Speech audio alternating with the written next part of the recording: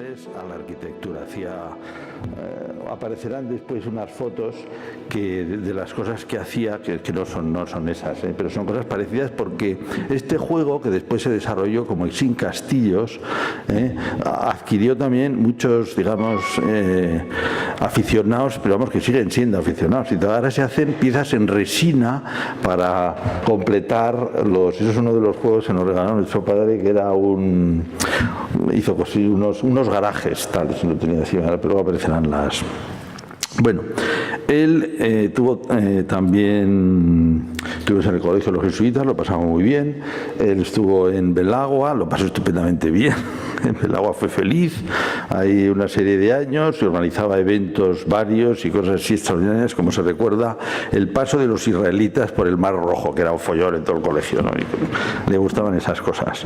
Estuvo unos años en Logroño haciendo arquitectura también. Eso no le gustaba mucho porque había que hacer cosas al gusto de los bodegueros, y eran a veces, pues, los bodegueros de La Rioja no sean más así y otros menos, pero tenían opiniones muy firmes sobre lo que querían. Y mi hermano, que también solía tener opiniones muy firmes sobre lo que había que hacer, pues no coincidía del todo. Pero bueno, lo pasé muy bien también en el club que tenía el Opus Dei, Club Lera, ahí, donde también organizaba muchísimas cosas muy divertidas. Ahí estamos. Esto es una cosa que organizaba mi abuela, que era unas zarzuelas. Éramos unas zarzuelas con los primos, no hacíamos zarzuelas, y era para una cosa benéfica, se recogía dinero para una fundación de Pamplona. Bueno, estuvo muy feliz en Belagua. Después en la escuela le encantó el tema ya del arte, claro, ya venía con eso, le entusiasmó, pudo entrar a través de descriptiva, que no era, digamos, el sector como más artístico de todos. Entró en la escuela y se dedicó a la historia del arte. Realmente lo hizo, como solía hacer las cosas él, de una manera totalmente exhaustiva. Aquí está, Sin Castillos. Ese tipo de cosas se hacía, aunque no son fotos de él, pero eran las que se hacía. Las piezas fueron mejorando con el tiempo, hasta que la empresa quebró. Luego hubo un intento de sacarla adelante, otra empresa, y volvió a quebrar, y ahora es una cosa de coleccionista. Bien. Les decía que, bueno, se dedicó a la historia del arte. Yo, claro, lo contemplaba por lo que me contaba constantemente, porque no hablaba de otra cosa, y se centró en Gombrich, que era el mejor. Gombrich era el mejor. En lo que es la historia del arte, era y es el mejor, el más considerado, ¿no? Hizo una tesis muy buena, muy larga, que le dirigió el profesor Montes, y que el mismo Gombrich consideraba, pues, que, digamos, pues de lo mejor que se había escrito. Incluso alguna vez decía lo mejor. Tuvo con él una correspondencia muy simpática que se conserva. Le mandó unos caballitos, los que él dibujaba, muy bonito. Y bueno, ahora estamos traduciéndola al inglés para que se pueda editar también en una editorial buena de historia del arte, quizá Faidon, ¿no? Y bueno, y estamos recabando también ayudas, si tienen alguna, por si acaso, en fin, ya aprovechando. Y después también, yo le envidiaba, estuvimos aquí 14 años juntos en esta escuela, que eran años muy bonitos, cuando estaba el profesor Leopoldo Gil, director, y luego también Antonio García Valcárcel, y lo pasamos muy bien. Y él, claro, a mí lo que me admiraba era la capacidad que tenía de atraer alumnos y también de entusiasmarlos. Siempre tuvo muchos ayudantes de todo tipo de escalas, les hacía hacer muchísimos tipos de trabajos, algunos están aquí. Y bueno, a mí eso me parecía admirable, porque a mí me gustaría hacerlo así también. Yo nunca lo he conseguido hasta ese punto, ni mucho menos, ¿no? Y eso me parece que era, como para mí, el rasgo más admirable que tenía. Después, pues intervino en distintas cosas que eso ya para mí un poquito más lejanas, pues de las cosas que escribía, de la relación que tuvo con la arquitectura hispanoamericana, que le gustaba tanto porque veía tanta relación con lo que se había hecho aquí, y que él investigó. Y esos son, diríamos, a grandes rasgos lo que yo quería decir, además de agradecer a todos los que le ayudaron, le acompañaron, especialmente, como he dicho, a la profesora María Antonia Frías y a la profesora Angélica Martínez. Pues nada más, muchísimas gracias.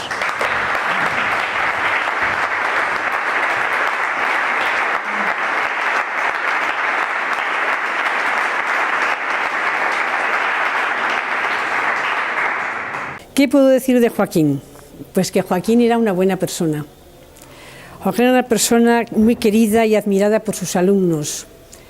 Se le notaba el interés, la ilusión que ponía para transmitirle su saber, la investigación. Tocaba muy bien la guitarra, tocaba el órgano, pero sobre todo era un apasionado de los libros. Luego también a veces recuerdo que me ha sorprendido con pequeños detalles que me solía traer de algún viaje que había hecho, mira, esto para ti, tal. La verdad es que yo tengo un recuerdo muy bueno, una persona muy amable, tenía siempre la palabra acertada en cada momento. ¿Y qué más puedo decir? Pues que yo guardo un recuerdo muy cariñoso de Joaquín. Joaquín, yo te recuerdo como un amigo humilde, genio, virtuoso, maestro, con gran sentido de humor, muy irónico, creativo, ingenioso, perseverante. Pero sobre todo destacar tu entrega a la docencia, a la arquitectura y a las personas. Es algo que me ha marcado tanto que no puedo dejar de agradecerte. Muchas gracias, Joaquín. Recuerdo que siempre nos tenían que echar de la escuela, siempre nos quedábamos en el departamento hasta las 9 de la noche y tenía que venir el bedel y decirnos que, oye, que ya valía, que mañana volvíamos.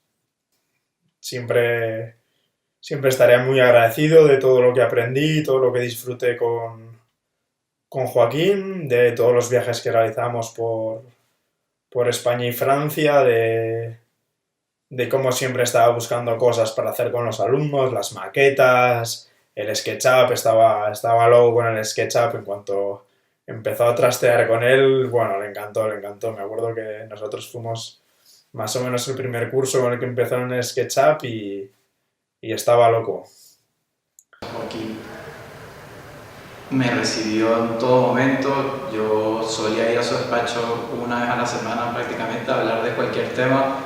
Joaquín siempre nos sacaba algún libro interesante que acababa de llegar de los tantos que compraba y vamos, yo siempre he dicho que ese departamento que ahora le llamamos atelier, pues es que era eso, era un aula permanente. Algo que transmitía Joaquín era que tenía una generosidad realmente excepcional. O sea, lo dijimos en el momento de su fallecimiento, es que la entrega con sus alumnos siempre fue total, nunca pidió nada a cambio, y yo creo que, o sea, siempre me he sentido feliz de que nosotros sabíamos que Joaquín era muy feliz dándonos clases. Te dabas cuenta de que realmente nos tenía muchísimo cariño, o sea, igual no se sabía el nombre de todos o estaba en sus cosas, pero no sé, te hacía llegar como mucho calor en la universidad, hacía escuela. Sobre todo era muy generoso. Y yo tengo una anécdota de él que en un par de veces montó unos teatrillos chinos allá en lo que es la entreplanta, donde está la cristalera, y tuvo un detalle con todos.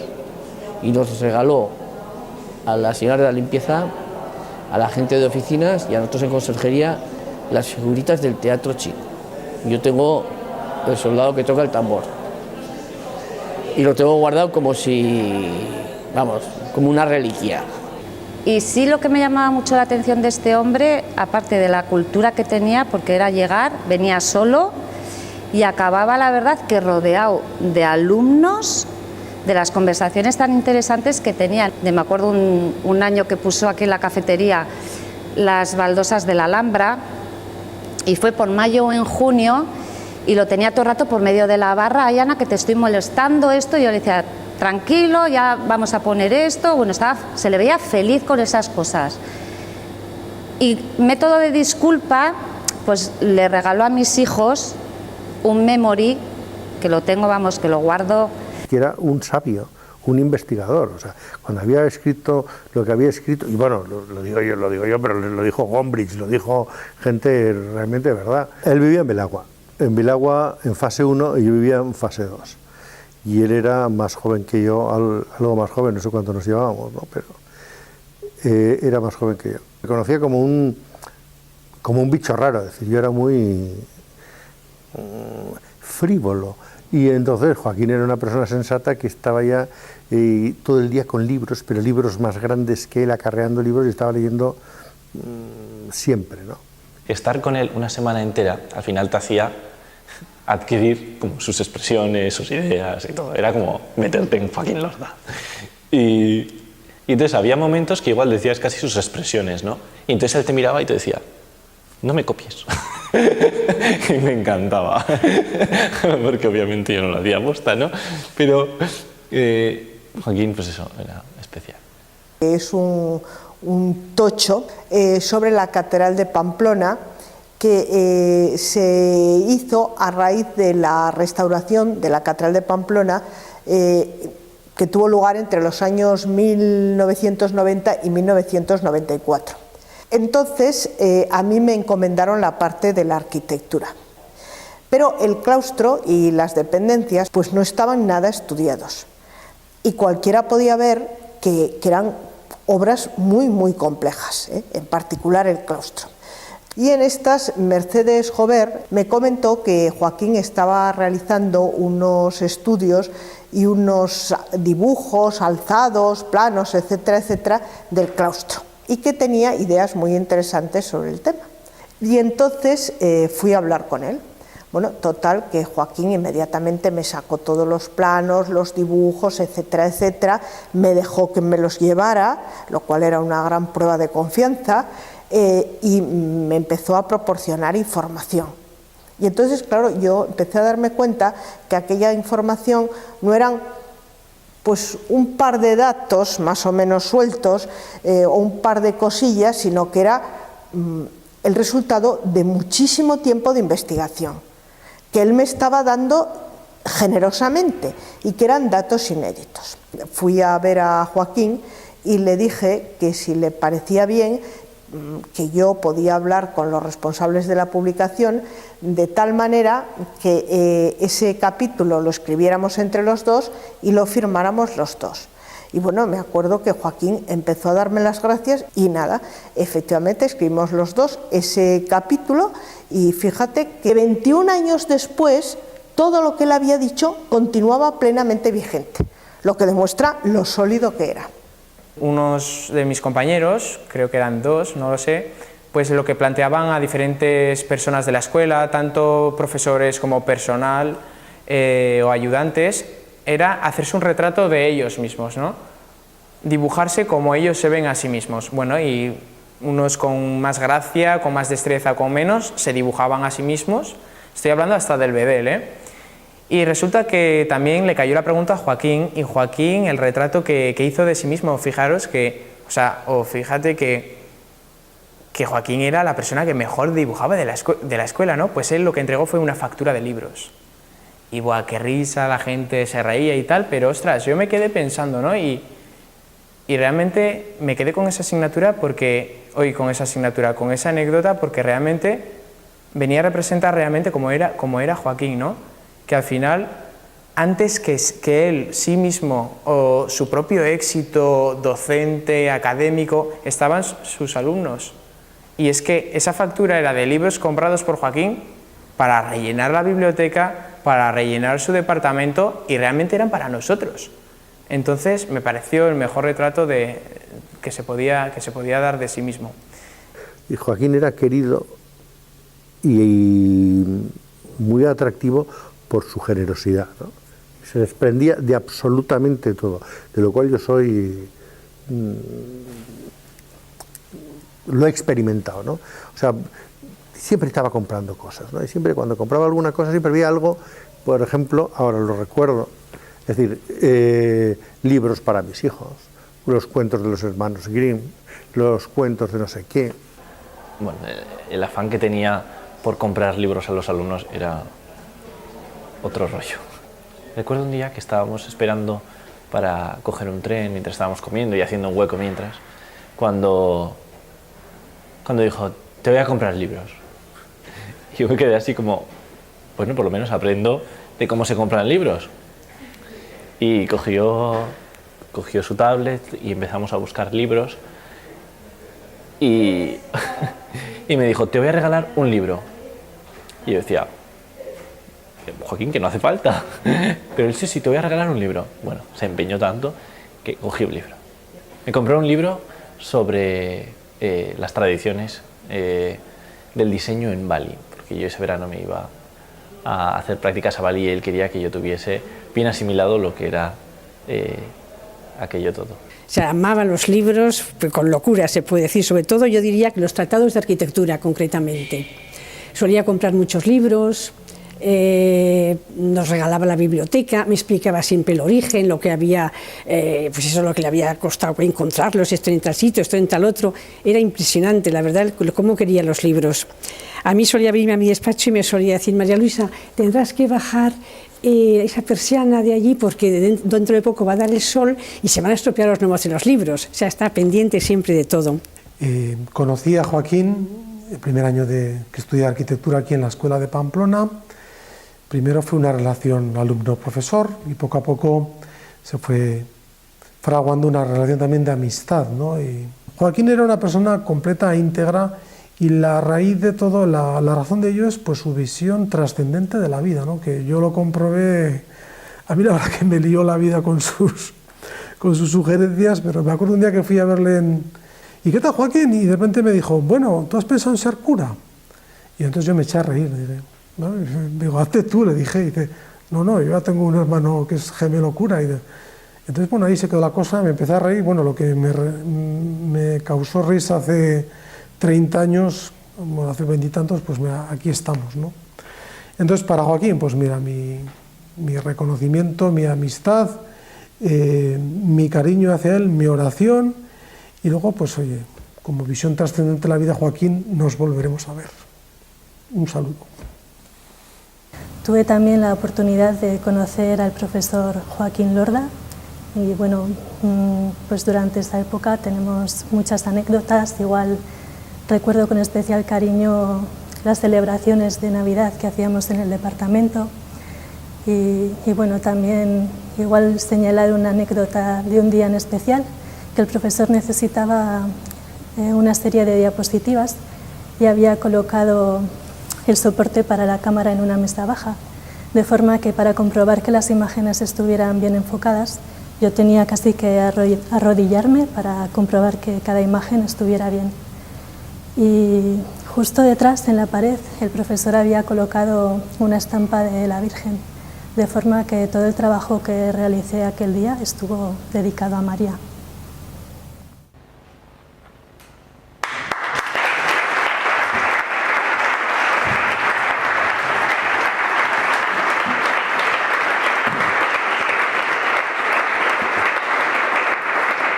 Tiene la palabra para realizar la semblanza como profesor doña María Antonia Frías Sagardoy, doctora arquitecto, directora del Departamento de Teoría e Historia entre los años 1990 y 2013 y profesora agregada de Estética y Composición en la Escuela de Arquitectura, que, como todos ustedes saben, pertenece a la International Association for Aesthetics y al Comité Español de Historia del Arte y es miembro de la Real Academia de Doctores. María Antonia.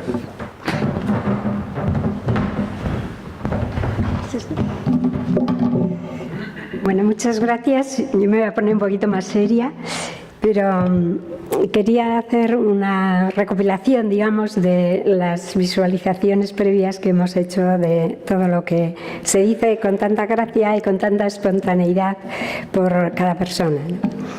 Las distintas facetas de este acto de homenaje que considera a Joaquín, tan querido por todos, son en realidad inseparables. Las une la calidad de su persona. Él admiraba, compartía y vivía el espíritu que anima a esta universidad, el que inculcó su fundador y primer gran canciller, San José María Escrivá de Balaguer. Es una imagen de su web, de la asignatura. Tanto en su papel de profesor, integrando en su conocimiento científico el sentido cristiano del hombre y del mundo, como en su vida personal. Tenía lo que aquel denominaba unidad de vida. Luchando por santificar su trabajo, transmitió a todos este espíritu a través de su comportamiento ejemplar, su convivencia amable y su cariño, y de modo especial en sus alumnos con su docencia. Y logró una influencia similar entre sus compañeros y entre cuantos le conocieron y trataron.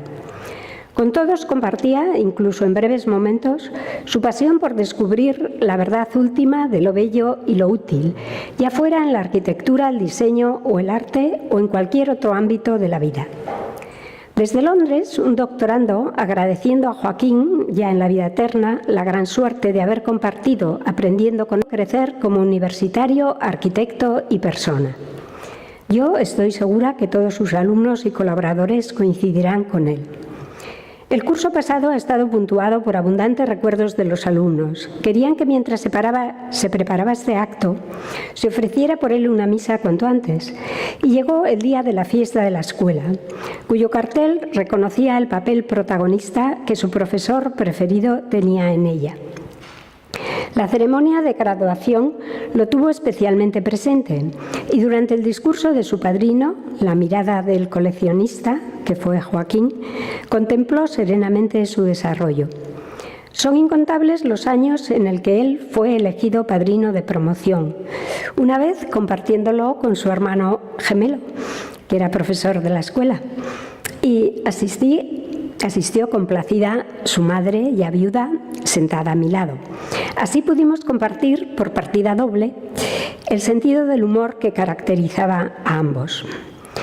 En junio pasado celebró don Juan Luis una misa de aniversario en la iglesia de San Nicolás que nos volvió a reunir.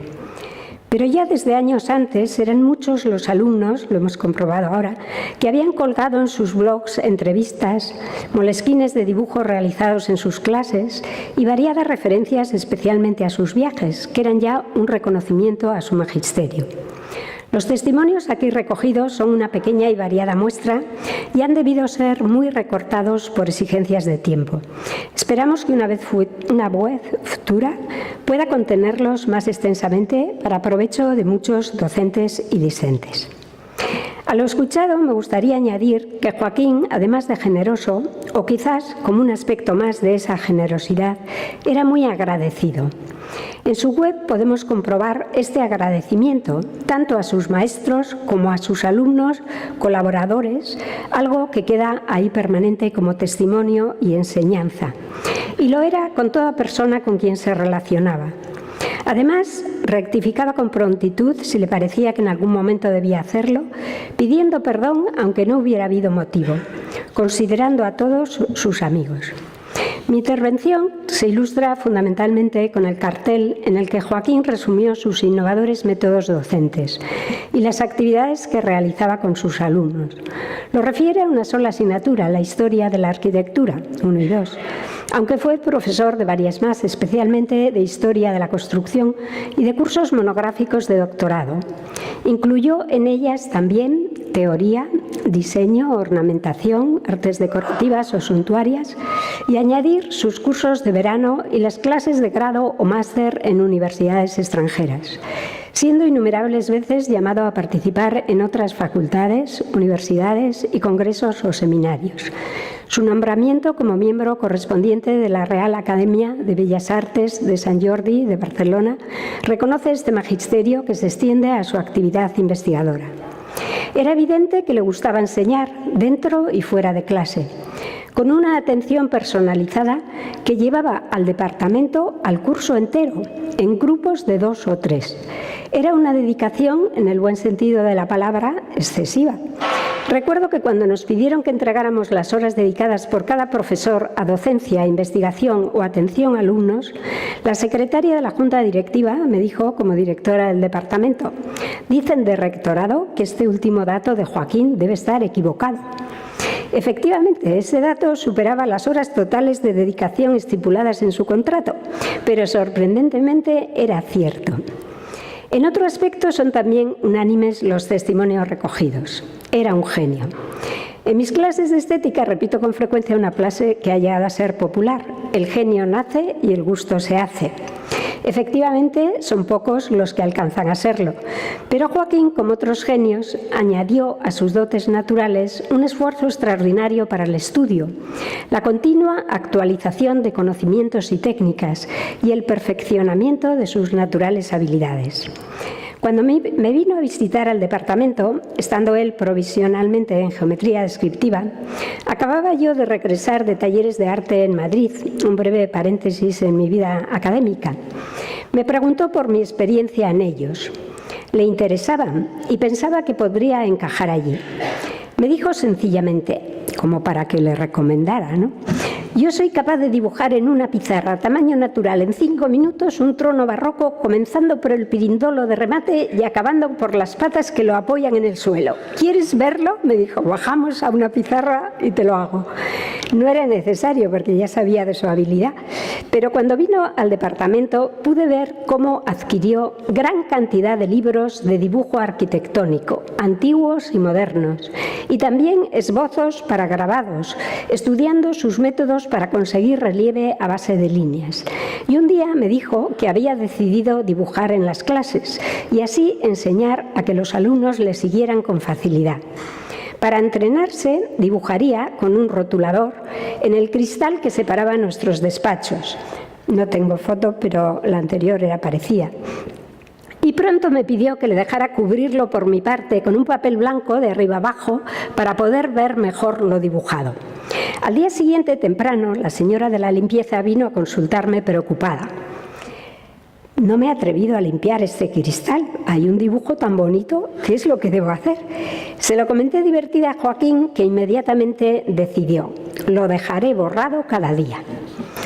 Así consiguió que, a la vez que sus estudiantes aprendían dibujo como método para aprender la manera de componer la arquitectura y su historia, se hicieran con su propia Moleskine o álbum, una recolección de dibujos propios que era para ellos después un tesoro, un motivo de orgullo, comprobando hasta dónde podían llegar guiados por un buen maestro.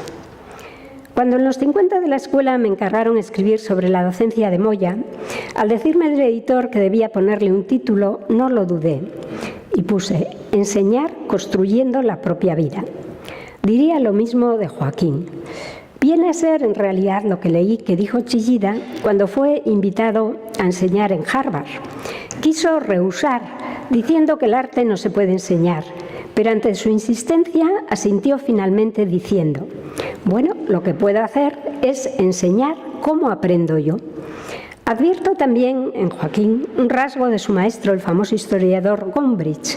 Siendo un gran erudito, sabe hacer fácil y ameno, sin dejar de ser profundo, todo su conocimiento. Y otro muy propio: animar yendo por delante, poniendo tal pasión que, viendo cómo disfruta él, todos quieran aprender para experimentar lo mismo. Últimamente repetía Joaquín con frecuencia: quiero ver a mi alrededor gente sonriente haciendo cosas interesantes. Su creatividad no tenía límite. Recuerdo de los inicios cuando descubrí con asombro en su estantería un fichero inmenso con un título: Ideas. Le nacían a borbotones de noche y de día. Enseguida tuvo en constante actividad a sus alumnos: carteles, maquetas recortables, instalaciones, diseños aptos para su fabricación, restituciones históricas de arquitecturas y máquinas, culturas orientales y exóticas. Todo tenía cabida y en todo se hacía consumado experto. De los juguetes o de los cuentos sacaba todo su potencial educativo y su valor simbólico. Dominó Internet tanto para completar su ilustración y sus compras como para orientar a sus alumnos a moverse en ese medio, y eligió entre los programas informáticos el más apto para crear sus arquitecturas fantásticas, que hizo aprender con él a cada uno de ellos. Trabajando en equipo consiguieron concursos monumentales que asombran a los expertos y han alcanzado difusión internacional. Pero al hacerlos, además de adquirir un método más, como lo es también el dibujo a mano, aprenden a utilizar simetrías y sistemas de composición universales e intemporales que estimulan su imaginación creativa y que pueden tener aplicaciones muy actuales: películas o videojuegos y arquitecturas del futuro. Aunque en el ordenador se proyectaba y veía en 3D, solía presentar, hemos visto algunas, láminas. Con María Angélica hizo una colección de la que ella hablará, que se presentó en la exposición de San Diego, y Javier Zaratiegui ha hecho después, para verlo al final, un recorrido en 3D, un vídeo en el que veremos pues esta dimensión, ¿verdad?, precedida de una entrevista hecha a él y al equipo, Miguel Acebrón y Álvaro Martínez, que revisó ya póstumamente María Angélica y que publicaron los norteamericanos, y se mostrará también al final. El ritmo se aceleró con los viajes, donde la fuerza de la realidad se imponía en los mejores edificios y sus palabras hacían palpar la magia de los siglos que lo vieron construir. Apasionado conseguía apasionar y, sabiendo escuchar, supo responder. Y también sugerir incluso lo que el otro nunca se atrevió a pensar.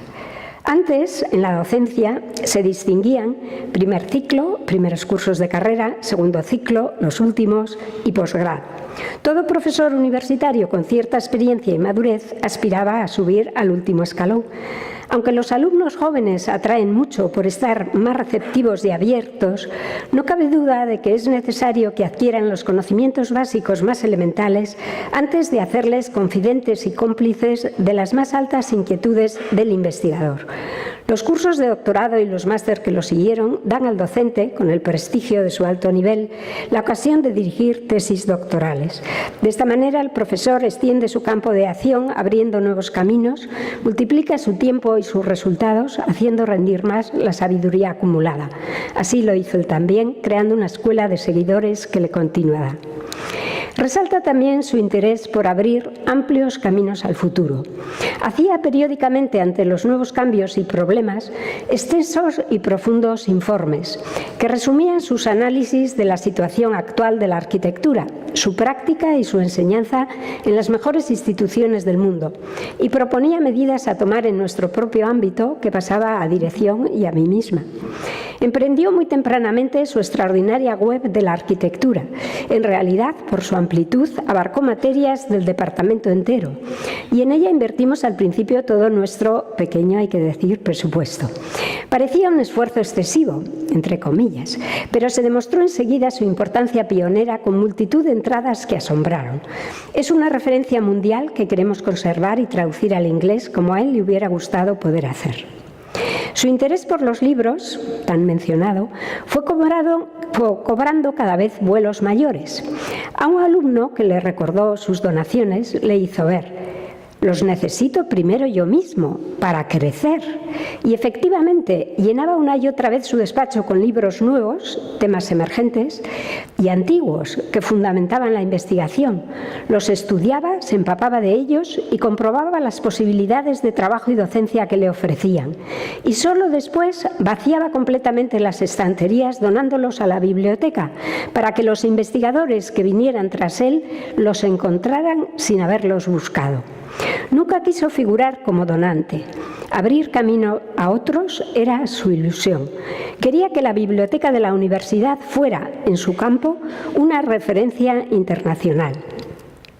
Se interesaba por las asignaturas de sus colegas, igual que por las aficiones o oportunidades vitales de sus alumnos. Podría parecer casual el regalo que nos hacía, pero era el que más podía ayudarnos.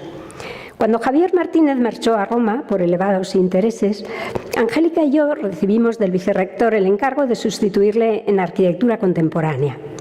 Antes de habernos parado a pensar en ello, encontramos el departamento lleno de los últimos y mejores libros publicados.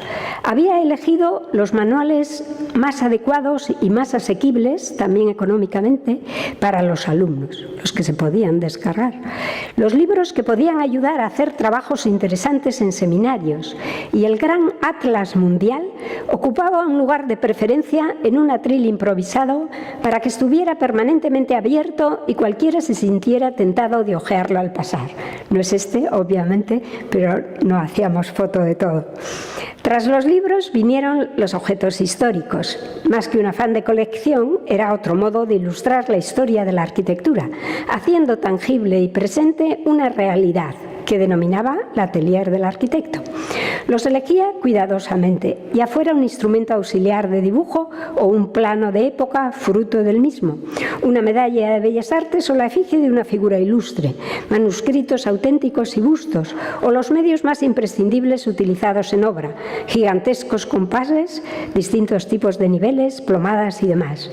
Ensayaba con sus alumnos sus cuidadas disposiciones en vitrinas provisionalmente prestadas para que aprendieran familiarizándose con ellos, mientras despertaba el interés más institucional que lo pusiera a un servicio más público. Ojalá se hiciera un museo, ¿no?, con medios virtuales para interferir con ellos. Los estudiantes los enseñaban a sus amigos o familiares cuando visitaban la escuela, que lo recordaban y algunos me lo contaban después. Con todo ello y una selección de los sucesivos trabajos realizados por sus alumnos, el departamento, según se decía, tenía ambiente. Era el lugar donde la gente se encontraba a gusto, como dicen que decimos los navarros. Se palpaba la vida, la ilusión, la acogida, pues hasta el más profano en la materia no podía menos que salir entusiasmado cuando Joaquín le enseñaba las últimas maravillas que había recibido. Despertaba emulación porque contagiaba su propia emoción.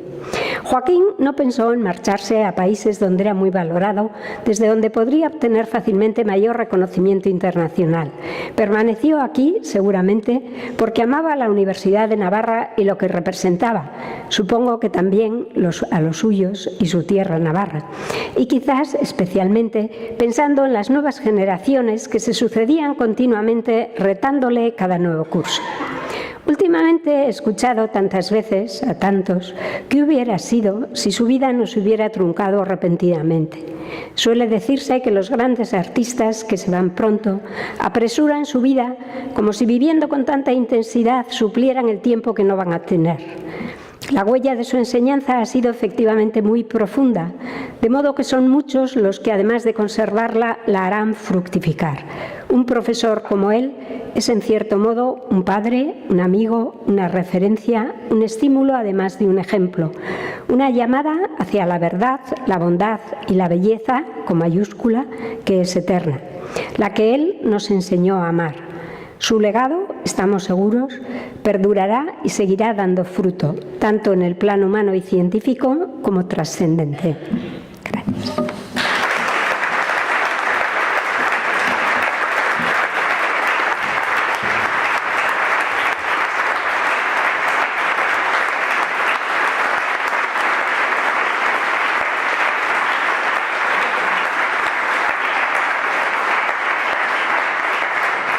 No, pues yo me acuerdo bastante de sus clases, sobre todo porque, claro, él nos pedía que fuésemos con una Moleskine a sus clases, aparte que luego nos servía luego para el examen, también para que intentásemos, entre comillas, porque era imposible, pero bueno, lleva un poco el ritmo de lo que iba él dibujando en la pizarra, pues un poco ir cogiendo ese manejo del trazo que él siempre le gustaba que tuviésemos. Sabías que ibas a clase y si querías aprender algo, lo preguntaba, que esa clase iba a ser sobre eso. Obviamente el momento mejor era cuando apagaba el proyector, encendía las luces y con las dos manos se ponía a dibujar y eso era una obra de arte. Era un hombre que era un genio. Nada más llegar yo aquí a la escuela hace 12 años, como os digo, me encontré en un aula una escalera. Una escalera en un aula, qué cosa más rara, se habrán dejado las señoras de la limpieza, pensé. Y a los pocos días, bueno, yo me la bajé a consejería y a los pocos días apareció don Joaquín. Oye, ¿habéis visto una escalera que estaba en el aula? Digo, sí, la tengo yo recogida.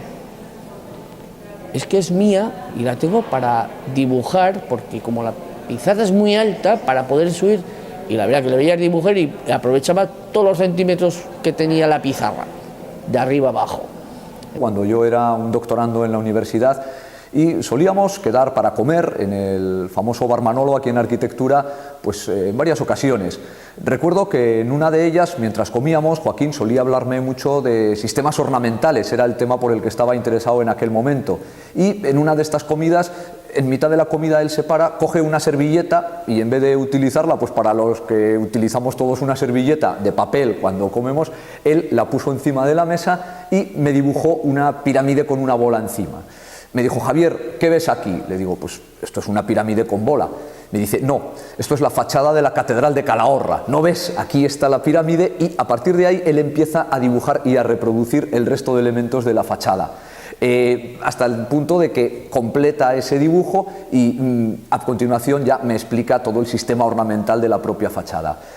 Bueno, yo cuando acabó la comida, evidentemente no dejé que el camarero se llevara la servilleta, sino que la cogí, me la llevé y en aquellos momentos no había todavía la posibilidad de buscar en Google Imágenes, así que fui a una enciclopedia, localicé una imagen de la fachada de la Catedral de Calahorra, coloqué encima la servilleta, que además era transparente, y estaba reproducida prácticamente con un grado absoluto de fidelidad. Es decir, Joaquín tenía en mente esa fachada de la Catedral de Calahorra con todo su sistema ornamental para poder reproducirla en medio de una comida en una servilleta de papel. Así que bueno, es un detalle que guardo y que recuerdo pues con mucho cariño de la relación con Joaquín a lo largo de estos años. Desde el punto de vista docente, lo único que le interesaba a él era poder dar clase.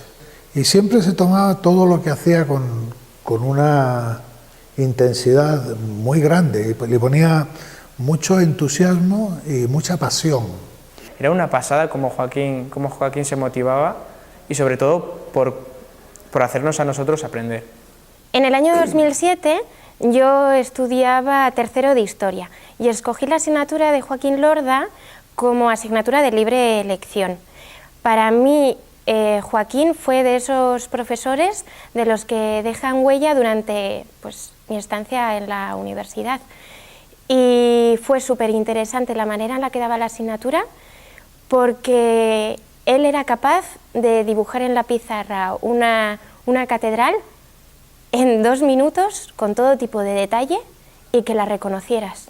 O sea, realmente lo que tenía Joaquín es que era muy generoso con los alumnos, que es algo súper importante. Y luego, la verdad que, o sea, sí que es cierto que, o sea, hay muchas de las cosas que él nos dijo en clase que no las he olvidado. Y han pasado un montón de años desde que me dio clase y las sigo recordando. Que son enseñanzas, pues bueno, increíbles. Creo que lo que más me impactó y me impresionó igual es la sencillez que tenía él a la hora de hablar con los alumnos, de comunicarse o de explicar, y la espontaneidad, ¿no? Que de repente un día te cogía y a mitad de clase pues le daba algo y decía vamos a tomar una Coca-Cola. Invitaba a los 15 que estábamos en clase, bajamos a la cafetería y estábamos pues media horilla hablando con él. Aprendimos mucho con él y de él, aparte de la asignatura. Veníamos de primero ya esperando, no la clase, sino a Joaquín, de decir, por favor, que me dé clase ya. Gente de la escuela lo conocía así por cómo era también el día de la escuela, cómo se entregaba, como el momento clave y todo el mundo esperaba, era cuando venía Joaquín y tenía ese momento con los alumnos del sorteo, de sus gracias, y que al final era un reflejo de cómo él era en clase, fuera de clase, en los viajes y cómo lo habíamos conocido cada uno de los alumnos.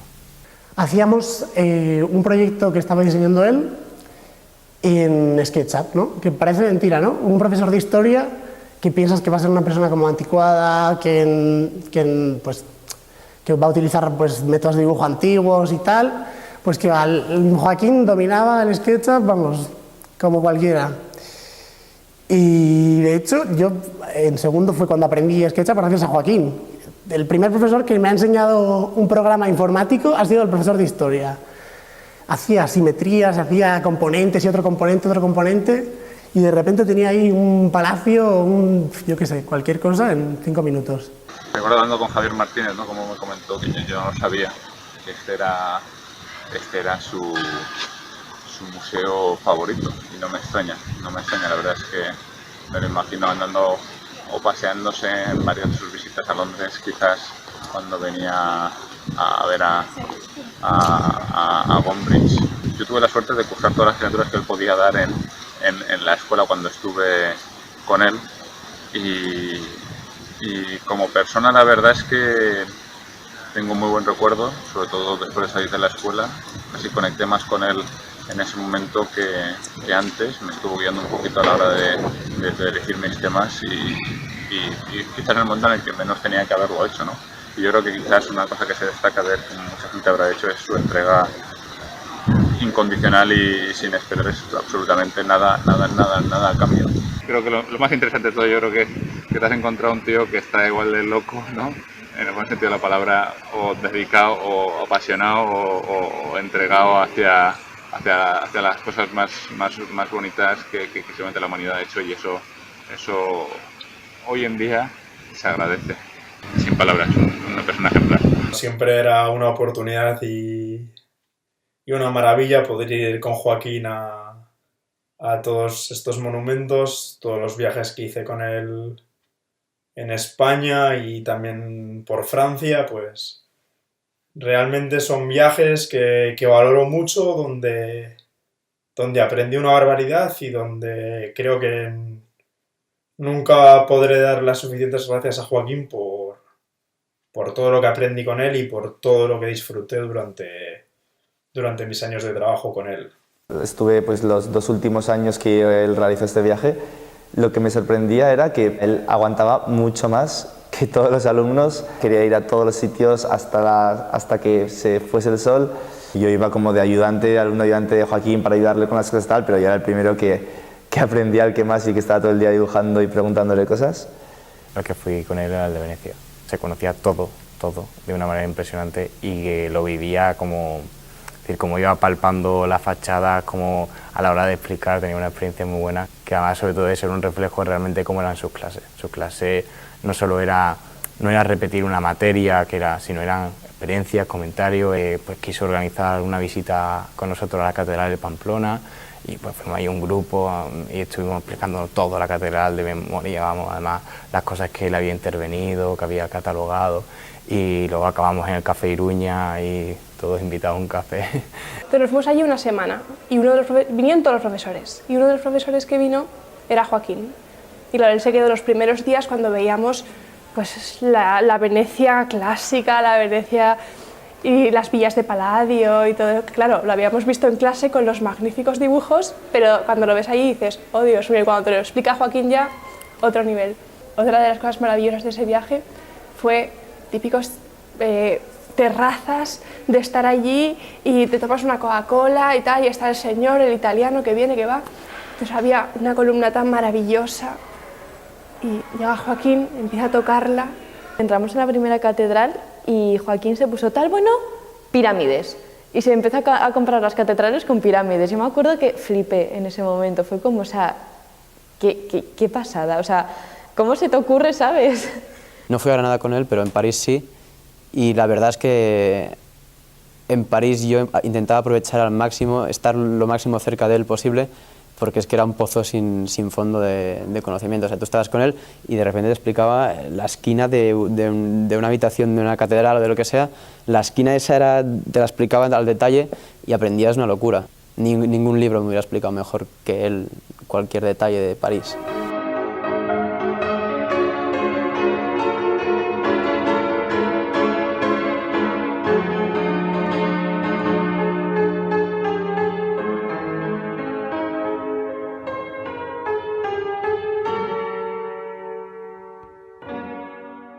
Cuando se pensó en cómo podíamos hacer este homenaje, se coló por ahí la idea de que yo podía grabar y de que yo podía, digamos, recuperar algunos de estos testimonios, tanto de alumnos, de profesores, de antiguos colaboradores.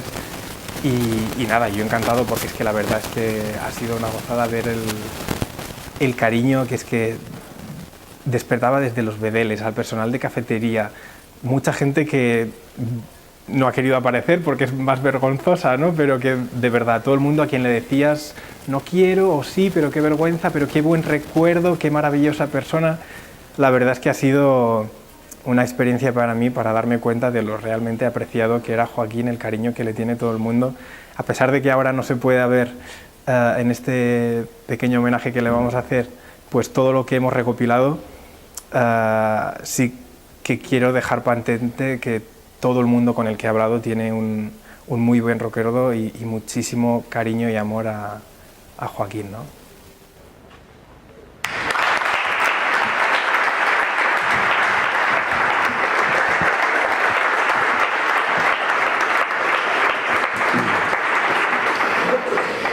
Tiene ahora la palabra para mostrarnos su proyección como investigador internacional, de talla internacional, la profesora doña María Angélica Martínez Rodríguez, doctora en arquitectura y profesora de esta escuela, en la Escuela de Arquitectura y también en diseño, y colaboradora, sobre todo colaboradora en docencia e investigación del profesor Lorda durante 20 años, que es miembro de la Asociación de Americanistas y responsable de la Office de la European Architectural History Network. María Angélica. Muchas gracias. Hace 25 años conocí al profesor Joaquín Lorda en uno de los cursos de verano ofrecidos a estudiantes de arquitectura latinoamericanos. Como doctoranda de esta escuela, fui su ayudante en la asignatura de Historia de la Arquitectura durante 2 cursos. Después, desde el año 2000, trabajamos en investigación de temas, sobre todo de historia de la arquitectura de México, y desde el 2005 hasta su fallecimiento colaboré en sus asignaturas. La amplitud de sus inquietudes le motivaba a estudiar en profundidad y también en diversidad de temas. Y gracias a su pluma amena, ligera e inteligente, pudimos comprender la arquitectura, los procesos creativos y de diseño de otras épocas y latitudes desde un enfoque distinto. Su último trabajo fue la investigación expuesta en el simposio organizado por la Escuela de la Alhambra en el Palacio de Carlos V en octubre de 2014, publicado de manera póstuma por la Universidad Internacional de Andalucía. La perfección esquiva, problemas de la arquitectura centralizada, Granada y Cádiz, que saldrá a la luz este próximo mes de noviembre. En muchos de los estudios o materiales producto de la labor de investigación del profesor Joaquín Lorda subyacen o son evidentes las ideas del historiador Ernst Gombrich. En la web de su asignatura, el profesor Lorda destinaba un apartado titulado Las ideas de Gombrich y tomaba prestado el título de una de sus obras, El sentido del orden, como encabezamiento de una sección de la web y homenaje al historiador.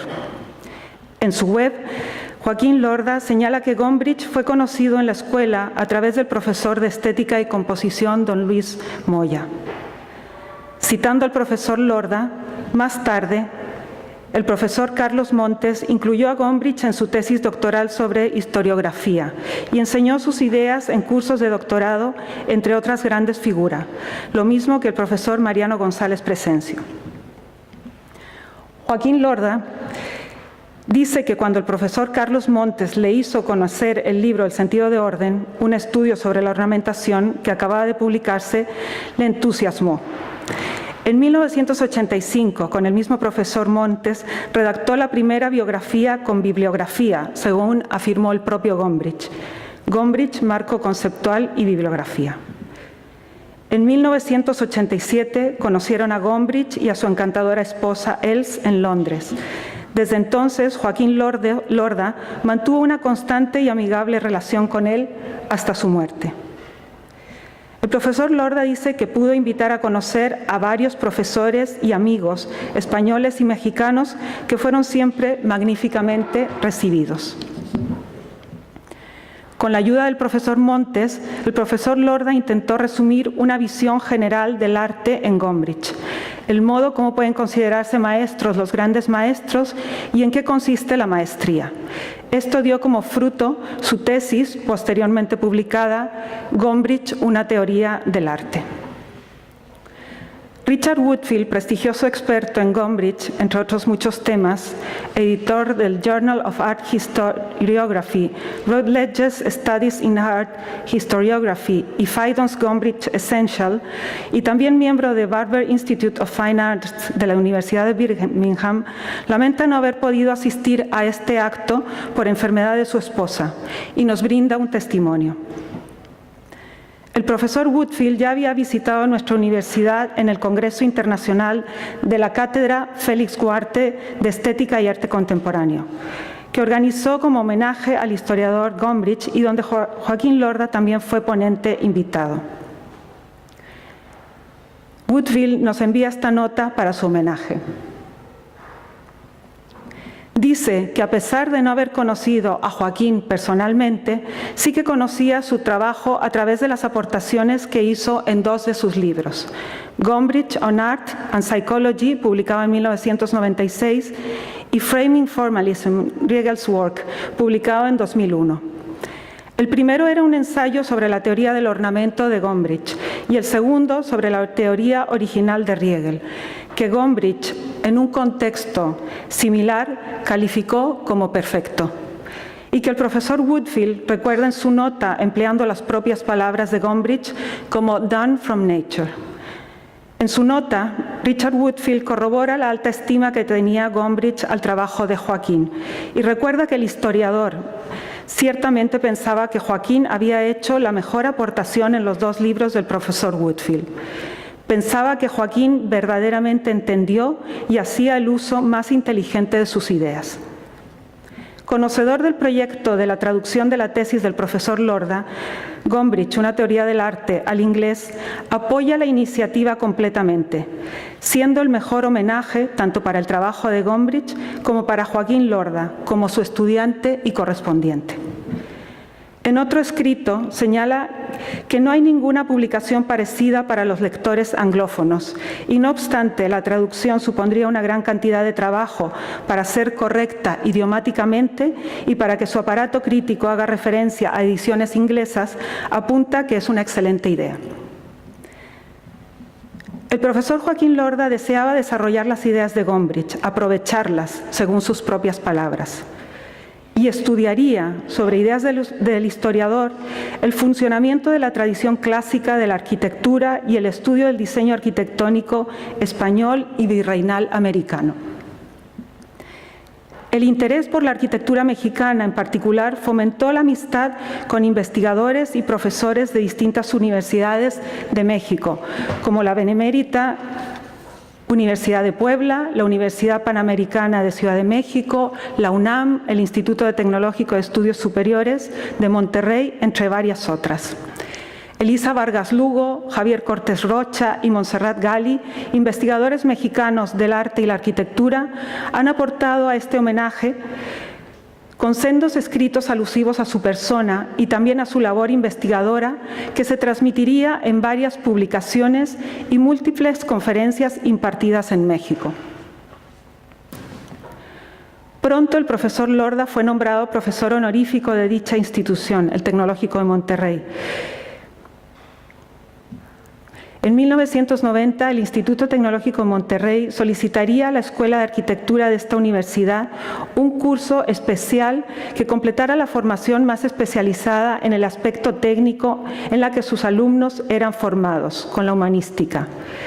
Los cursos continúan ofreciéndose e impartiéndose hasta hoy con el nombre de Dibujando Arquitectura en España. A este curso se unieron los alumnos de la Universidad del Istmo, UNIS Guatemala, y Joaquín Lorda además tuvo allá colaboraciones como profesor en un máster ofrecido por la Escuela de Arquitectura y Diseño entre el año 2005 y 2010. Testimonio de su paso por la UNIS es el editorial dedicado al profesor en su revista Altum por la decana de la Facultad de Arquitectura y Diseño, Ana María de la Cruz. En Argentina, en la Universidad de Uncuyo, participaría en varias ocasiones como profesor en el programa de movilidad virtual dirigido por la profesora Cristina Arranz.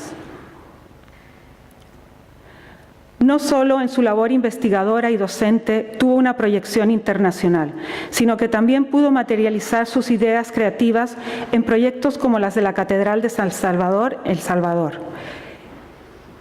En el periodo de 1995 al 96 realizaría el proyecto de terminación y decoración de la Catedral de San Salvador, El Salvador, en colaboración con Joaquín González Miranda, y entre 2000 y 2002 los retablos y piezas de orfebrería para la Catedral de San Salvador.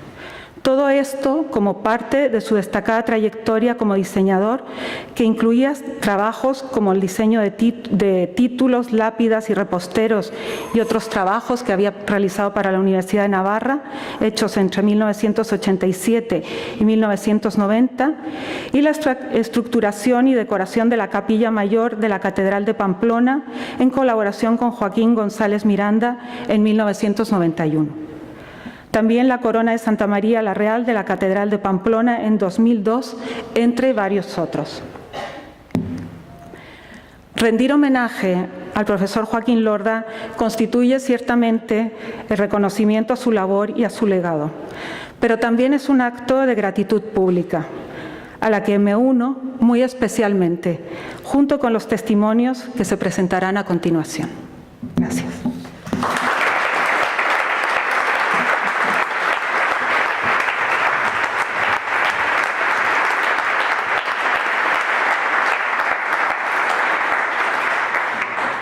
Hablar de Joaquín Lorda es hablar de un arquitecto, un amigo, un compañero que vino a compartir con nosotros, vino a compartir con los alumnos.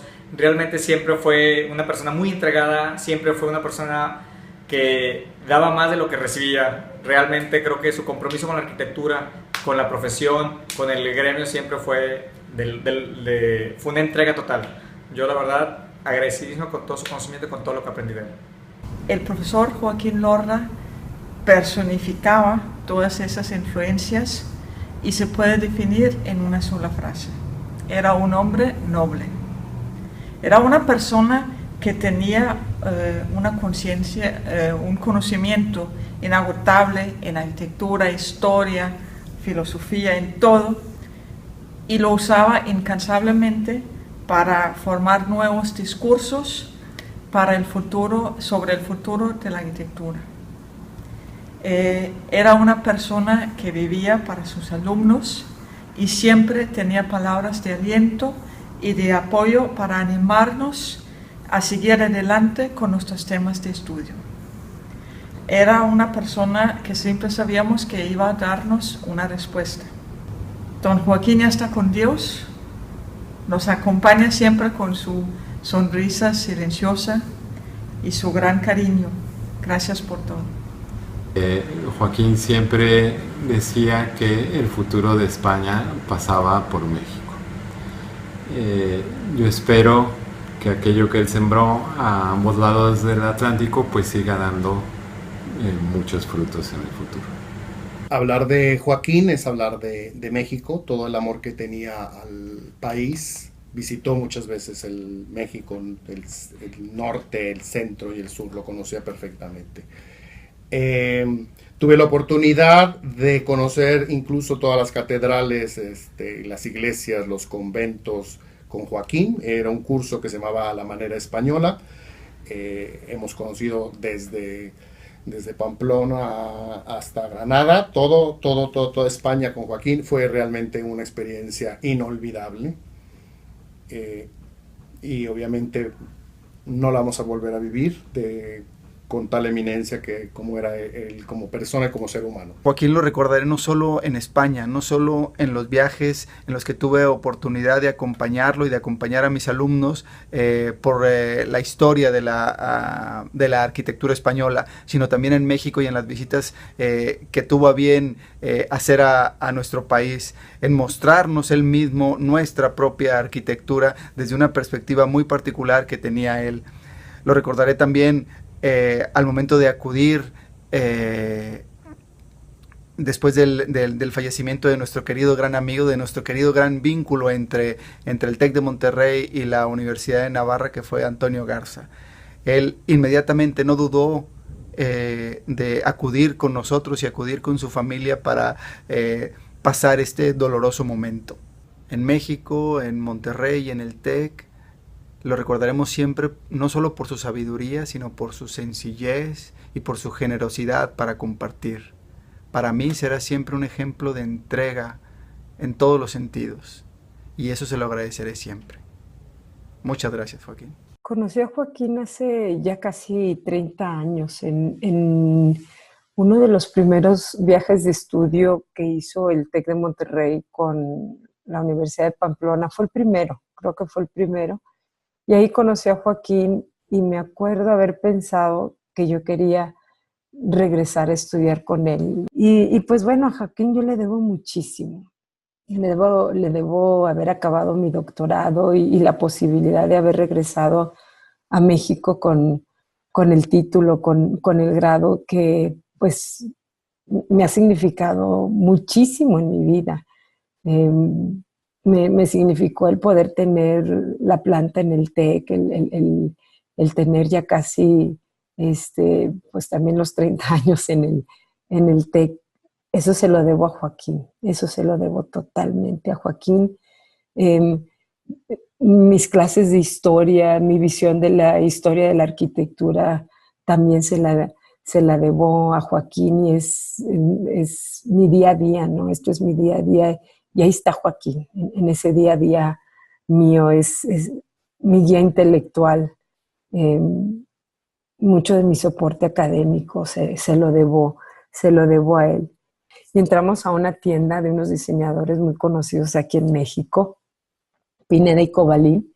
Le quería comprar algo a su hermana y me dijo que estaba en pláticas con ellos para hacer propuestas de diseños textiles con motivos coloniales, claro. Y no sé, se me hacía genial esta capacidad de Joaquín y esta versatilidad de estar en cosas hasta como diseño de modas, ¿no? Creo que fue el último curso que dio en Monterrey, un curso de dibujo. Y bueno, fue genial, ¿no? Había profesores de animación digital que son súper modernos y de vanguardia sí, muy modernos, ¿no? Y Joaquín con sus dibujos franceses del siglo XVIII. Bueno, estos muchachos estaban fascinados y qué capacidad de Joaquín de conectar con cualquier audiencia, ¿no? Con cualquier público. Y me acuerdo también haber pensado en ese curso, ¿no? Aquí en el TEC nos dan cursos de pedagogía, storytelling y project oriented y gamification y todo. Y me acuerdo que pensé en ese curso, Joaquín aplica todos estos cursos, todas estas técnicas de una manera tan natural. ¿Hasta dónde llega este señor, no? Y bueno, me duele mucho la partida de Joaquín,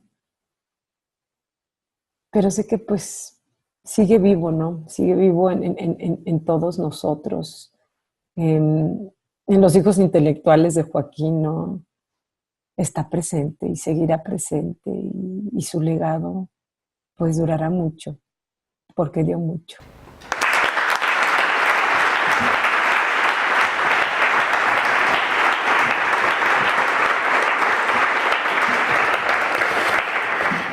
Bien, y correspondiendo a este testimonio transatlántico, México, de Guatemala y de tantos otros, Salvador y tantos otros países, Estados Unidos, y con un recuerdo especial a Antonio Garza, como se ha dicho en el vídeo, tenemos con nosotros,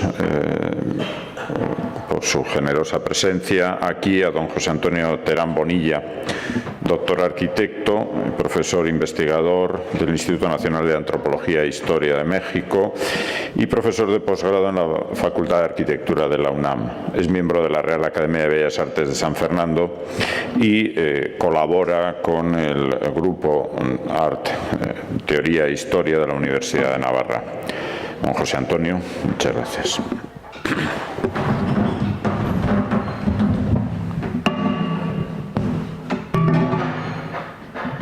Muchas gracias, buen día. Antes que nada, un agradecimiento en estar en esta maravillosa universidad que he dado a algunas conferencias hace unos días. Ahora vengo de San Sebastián con este maravilloso día, cosa que en San Sebastián lluvia todos los días. Y les decía yo de broma a los profesores que San Sebastián no tiene palabra de honor porque un solo día no salió el sol. En cambio aquí llego y qué maravilla desde que entro en el bus.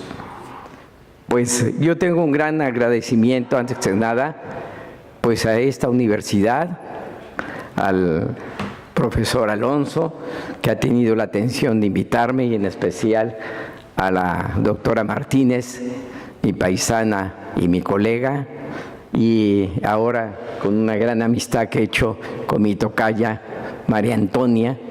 Yo soy José Antonio, pero José y María, bueno, va ligado, Antonia y Antonio, ¿sí?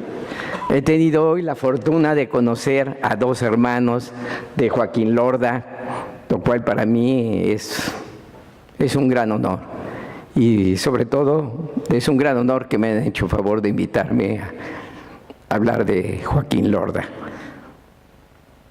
Yo tuve la fortuna de conocerlo hace 20 años a Joaquín Lorda en mi ciudad, en la Puebla de Los Ángeles, donde se organizó un congreso sobre las catedrales de España y de Hispanoamérica. Y entonces, estando dentro del congreso, lo invité a que conociera la catedral de la Puebla de Los Ángeles, que por supuesto ya la conocía en general, pero yo tenía las llaves para poder entrar a ciertos lugares donde no se permite entrar, como la sacristía, como el ochavo de la catedral, en fin, a lugares por mi relación que yo tenía con el arzobispo en ese momento, y le dije que venía un profesor especial y que me permitieran entrar y que pudiera él fotografiar, y bueno, charlamos muchas horas. Después a él le encantaba nuestro platillo nacional, que era el mole poblano.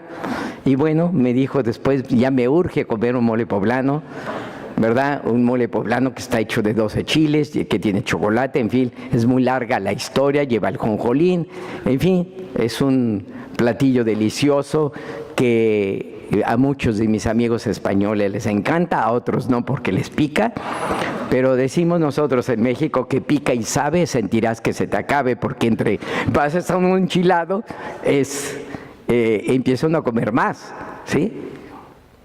Bueno, pues tuve la fortuna de conocerlo y a partir de ahí hicimos una magnífica amistad, de tal manera que estamos hablando de hace 20 años, cuando no había el internet, no había más que el fax.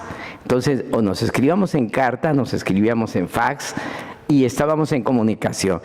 ¿Y qué cosas nos vinieron uniendo? Muchísimas cosas. Primero, la historia de la arquitectura, pero después ya cosas muy detalladas como los tratados de arquitectura, del cual hoy hablaré, de una gran contribución que él hizo y que él me mandó esta publicación de la Real Academia de Bellas Artes de San Fernando, que publicó en el año 98, y que yo ahora lo he retomado para un libro que haré sobre la Catedral de Puebla, y por supuesto citaré su gran contribución que hizo y que nosotros los investigadores mexicanos no habíamos caído en cuenta. Hablaré muy brevemente de ello, pero quiero seguir hablando de su personalidad, porque nos unió los tratados de arquitectura, la historia del arte. Era un gran dibujante, como ya se ha dicho acá. Era una gente con una gran sensibilidad, todo lo captaba. Nos parábamos y me decía, José Antonio, hay que tomar esta fotografía por esto, y él siempre lo relacionaba con alguna otra cosa, ¿sí? Que él siempre tenía muy presente en su memoria. Un verdadero personaje. Pasaron los años y hace aproximadamente unos 2 años él me escribió, o poco menos, y me mandó una carta muy agradable, qué lástima que no la ha traído, donde él me dice, oye, me gustaría mucho que fueras a Navarra, y íbamos a organizar un seminario sobre historia de la arquitectura hispanoamericana y por supuesto española, y me gustaría muchísimo que participaras con algunos temas que ahora se han concretado hace unos días que he podido venir, y que he dado aquí algunas charlas sobre los tratados de Serlio y de otros tratadistas, sobre el simbolismo en la arquitectura, etcétera, que a él y eran temas que le fascinaban, y que cuando yo le comenté cuáles me gustaría, pues él los aceptó.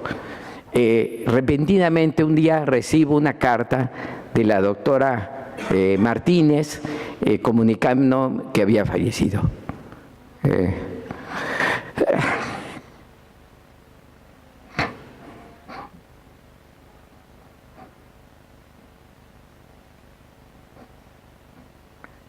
Perdón.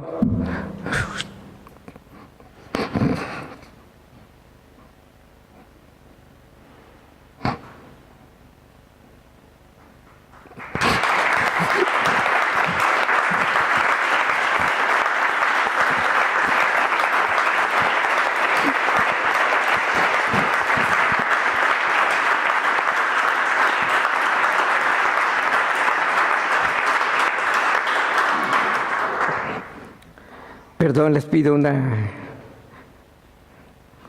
disculpa porque he recordado cuando me ha llamado, me ha escrito la doctora, y la verdad que era un gran amigo.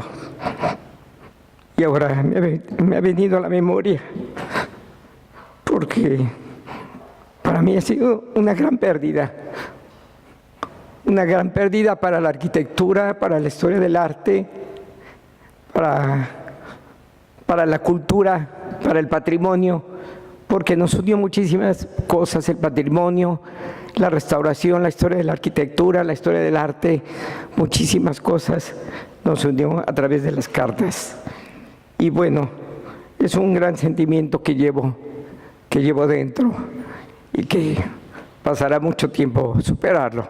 En fin, perdón por esta...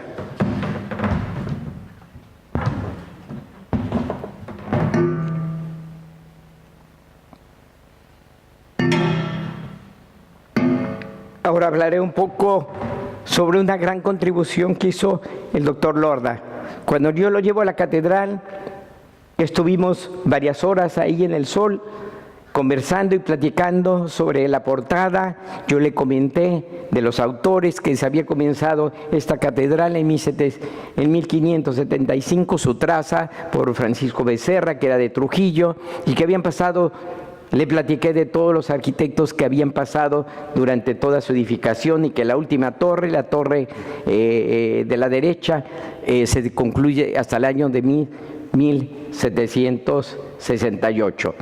Pero él, como tenía una gran avidez para ver las portadas y los detalles, etcétera, etcétera, me empezó a contar y me dice, oye, mira, aquí hay un detalle ya como de Viñola, en las columnas, en la puerta del perdón, pero también estoy viendo que hay una cornisa que hizo Fray Lorenzo de San Nicolás en su tomo 2, etcétera. O sea, con una memoria verdaderamente increíble. Lo mismo hablábamos de Sebastián Serlio que de Vitruvio, de Fray Lorenzo de San Nicolás, de Palladio, etcétera, etcétera. Y me dice, oye, le digo, oye, yo no había deparado en estos detalles que tú me estás mencionando, y mira, yo he descrito, y además tengo documentos del archivo de Indias, de lo que yo estoy escribiendo. Me dijo, pues mira, te comento que yo voy a hacer un artículo de lo que acabo de ver, simplemente permíteme tomar unas notas, tomar unas fotografías y ya verás. Al año siguiente recibo una carta que guardo con mucho cariño, de 1998, donde me manda este artículo, donde él había escrito nuestra visita. Está enviada el 6 de octubre, porque tengo, el sello, de 1999. Pero él lo había escrito un poco antes, y como ven ustedes, la cornisa del Recoleto y otros motivos madrileños en Puebla, porque no solamente escribió sobre la Catedral de Puebla, sino otros edificios que encontramos en el camino, porque recorrimos varios días la ciudad de Puebla, y entonces él iba encontrando cosas. Y bueno, ahora yo lo he recordado muchísimo. El día 22 tuve la fortuna, como decía el doctor Lorda, Alonso, Miguel Ángel Alonso, lo he recordado muchísimo y he dirigido unas palabras a él, porque él también era académico. Y bueno, el día 22 de septiembre yo tuve la fortuna de ingresar a la Real Academia, y bueno, para mí es un gran orgullo, porque soy el primer mexicano que ingresa a la Real Academia. Y lo recordé y dirigí unas palabras ahí al presidente, a Fernando de Terán, de mi amigo Joaquín Lorda, y me dijo, qué bueno, porque yo también lo conocí, y qué bueno que lo recuerdas con mucho afecto y con mucho cariño. Bueno, esto es muy interesante lo que él nos señala y nos dice, que quiero que lo vean. No sé si esto funcione o no funciona, creo, ¿verdad? Bueno, pero creo que se nota. Dice, nada más hice una síntesis de lo que dice él en su carta. Dice, el primer cuerpo tiene disposición de arco triunfal, efectivamente lo estamos viendo ahí, con bases e impostas pasantes. El dórico del primer cuerpo es esbelto, más de 8 diámetros. Fíjense nada más, simplemente con su visión y con una fotografía ya estaba viendo que era de 8 diámetros. Su diseño, dice, no corresponde a ningún tratado. Llama la atención el festón de acantos que marca el vano, corriendo por arquivolta y jambas. El extraño zócalo del primer cuerpo, con un casetonado, casi una labor de galleta, que me daba mucha risa que dijera que la parte de abajo parecía una galleta. Yo decía, no, mira, es que... Ya refiriéndose al segundo cuerpo de la portada central, se resuelve con un jónico monumental, con astrálago, coronado por un entablamento raro, con 4 fasci y pulinato.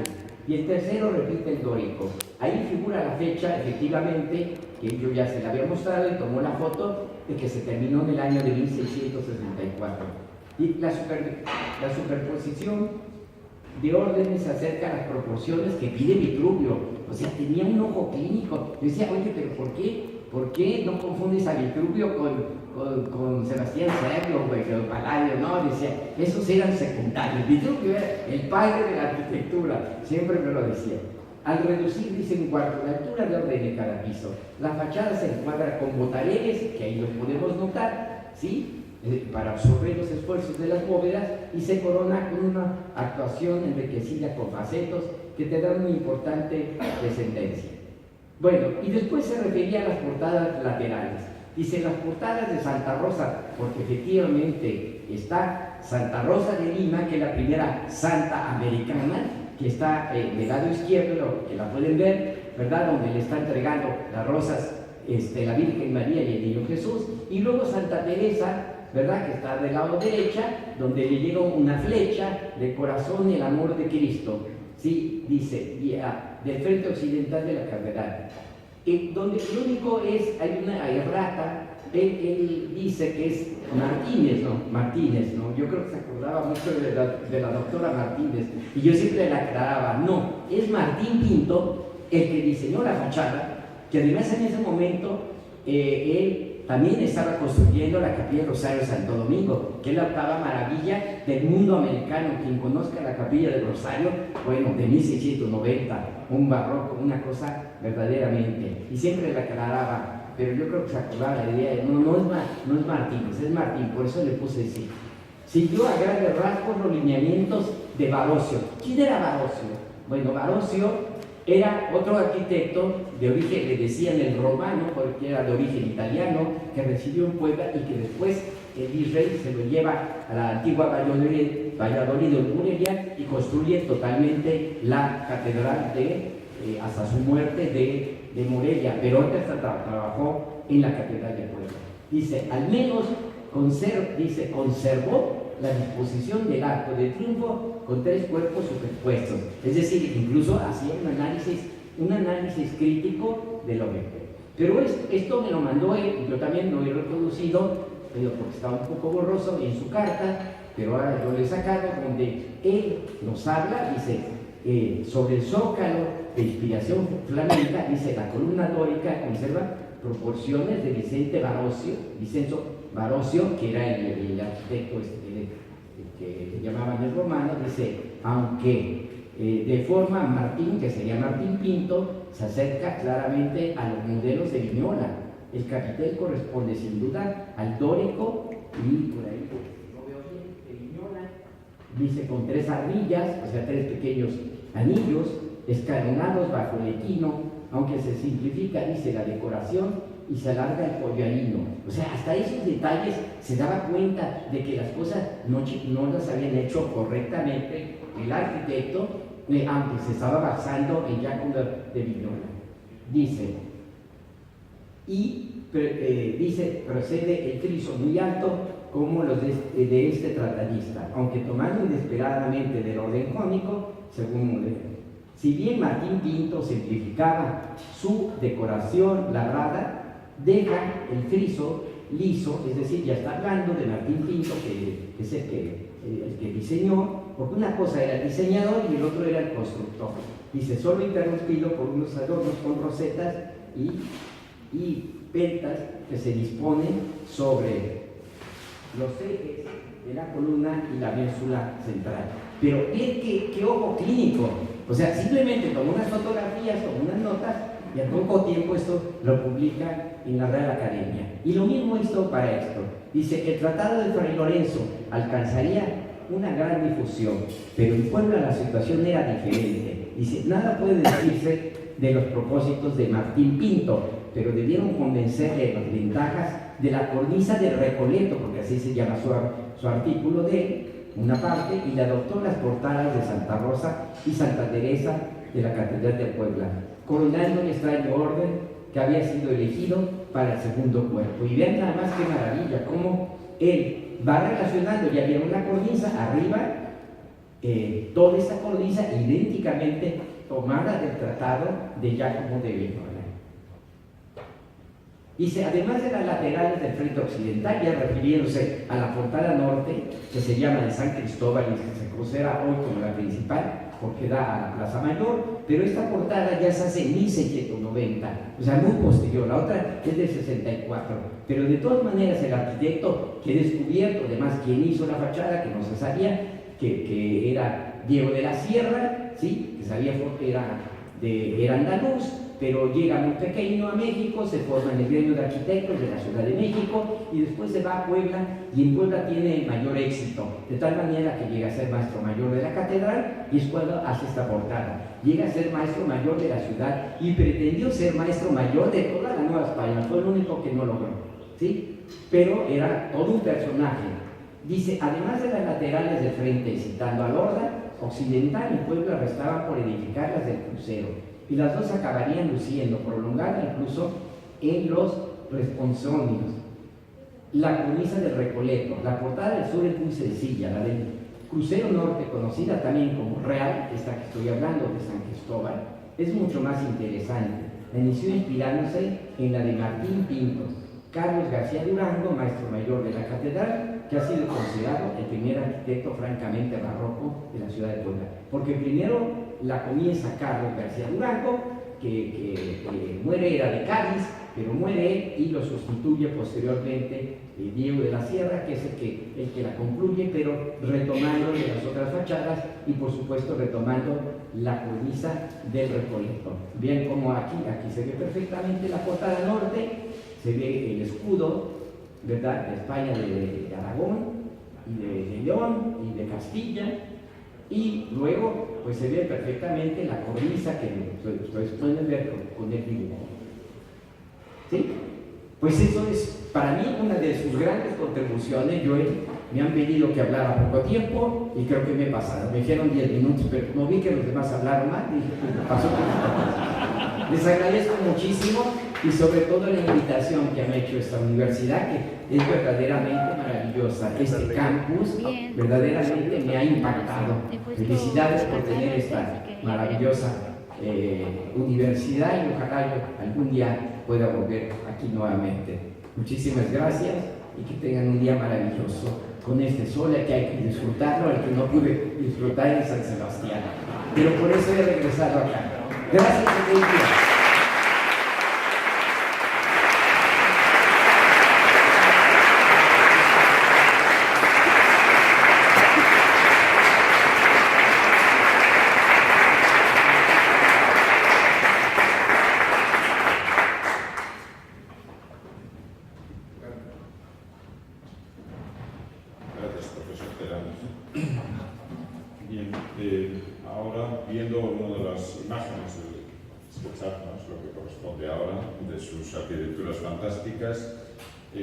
Como complemento a ello, se dirigirá a ustedes el arquitecto Julio Calle, que estuvo en contacto y ha tenido una gran relación con Joaquín Lorda a través justamente de ese interés por esa nueva tecnología, y realmente desde esa relación quiere, además de dirigirnos unas palabras, mostrar su agradecimiento con la universidad de la manera en que nos lo mostrará. Adelante.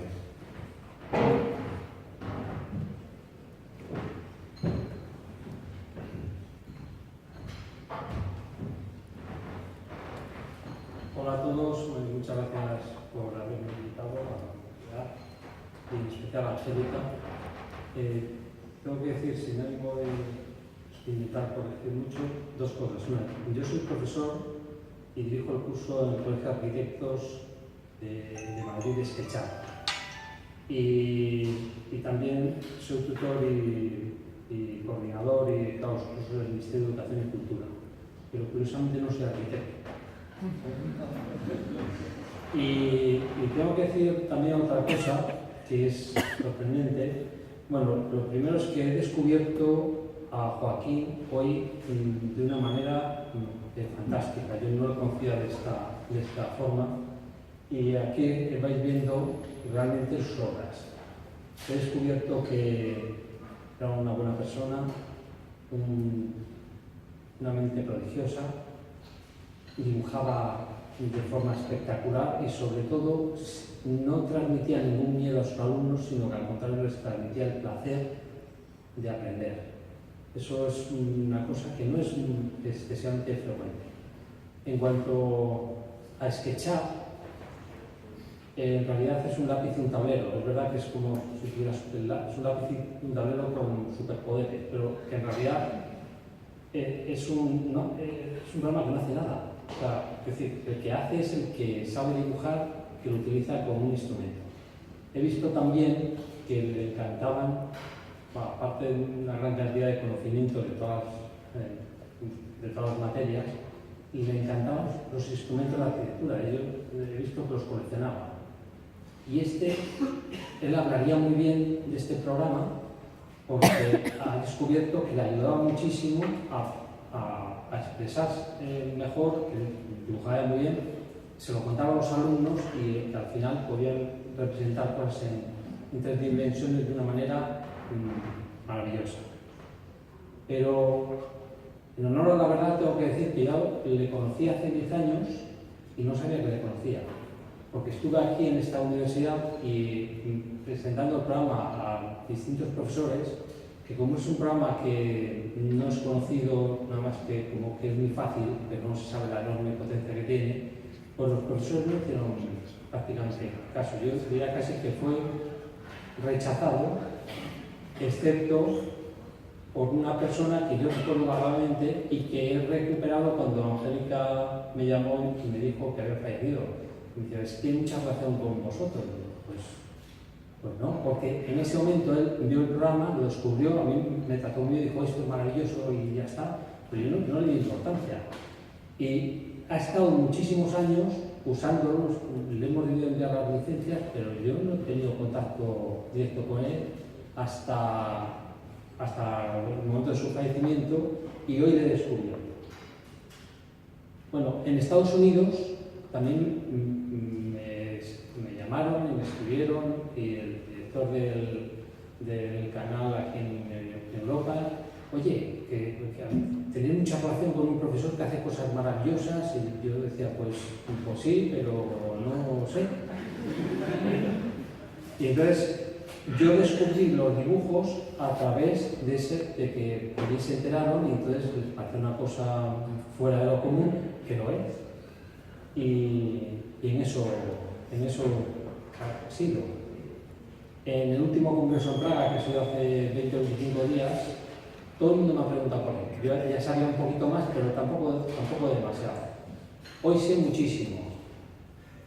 Y os voy a contar lo que me ha pasado, que es un poquito... que me ha impresionado después de estar aquí. He descubierto hoy que le encantaban comprar libros y que le encantaba regalarlos. Y esta mañana, yo a las 6 de la mañana salí a Iscar, que es donde estamos, en un pueblo de Valladolid, pensando qué bien, voy sin ordenador, porque normalmente siempre es un peso que llevas, voy tranquilo, voy con tiempo, voy bien, y cuando ya estaba montado en el coche, no sé qué impulso he tenido, digo, hombre, beban un par de libros o 3 para dárselos a Angélica o un libro de SketchUp que he escrito yo. Y a mí que no me gusta coger peso, que me duele un poquito la espalda, pues de repente me he visto con una carretilla y con 3 cajas de libros poniéndolas en el coche. Y entraba ahí en Pamplona diciendo, pero yo, ¿para dónde voy con estos libros? Y a la llegada he pensado, o sea, se lo he comentado, oye, aparte de vamos a hacer unas licencias que hace Trimble para la universidad en honor a Joaquín, he traído unos libros, y pues bien, luego los vemos y tal. Y aquí he comprendido que esta mañana he tenido un impulso de traer un montón de libros que tengo en el coche y que pondré a disposición de la universidad. Yo supongo que en estos momentos Joaquín debe estar aquí a mi lado sonriendo, diciendo, bien,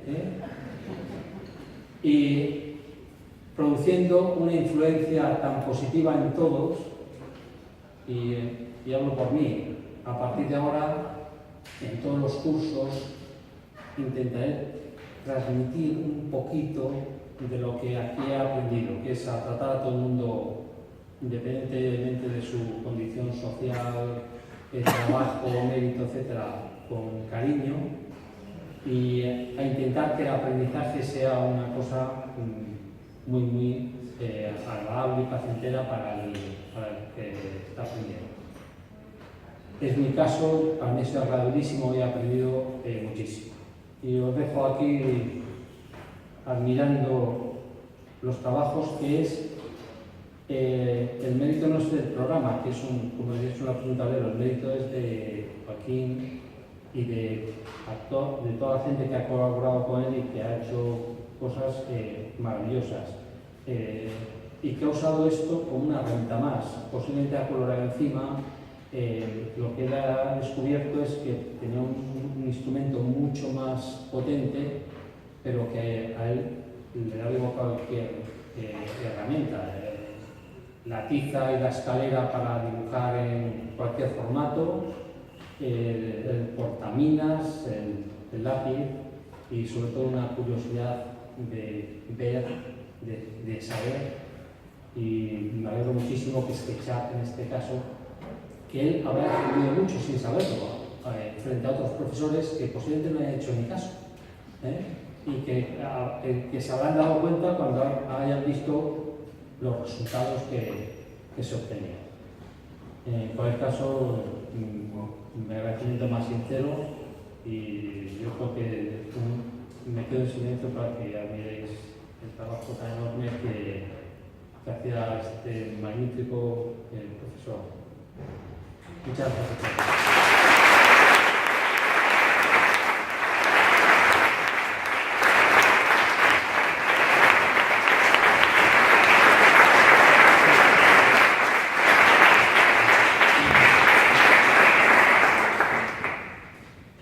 Bien, agradezco muy sinceramente el testimonio de todos y también el sometimiento a las reglas del tiempo que nos hemos impuesto dentro de este acto incorporado al Alumni Weekend, y que realmente el homenaje a un profesor dentro de este Alumni Weekend de la universidad es un hecho absolutamente vinculado, que da razón de ser al sentido de la universidad.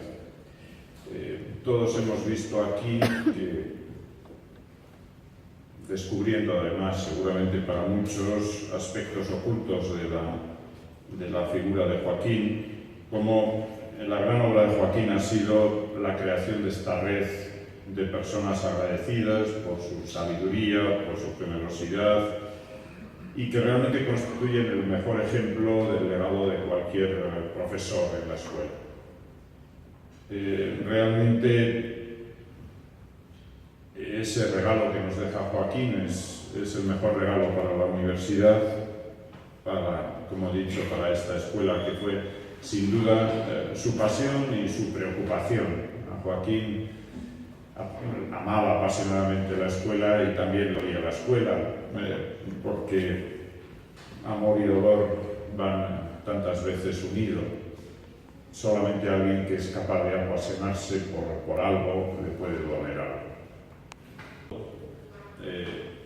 Ya en el primer año de carrera con el que coincidí, Joaquín era un líder en las asambleas que había en aquellos concursos años 70 en el campus, ¿no? El helipuerto era escenario de asambleas, reuniones, participaciones, y Joaquín no se callaba ni debajo del agua y tenía opinión para todo. Pero, pues como digo, más allá de eso, más allá de su opinión, mostrada siempre con respeto, pero siempre con gran vehemencia, él mantuvo una insobornable y una constante dedicación a su tarea docente, a sus alumnos y además también a sus compañeros.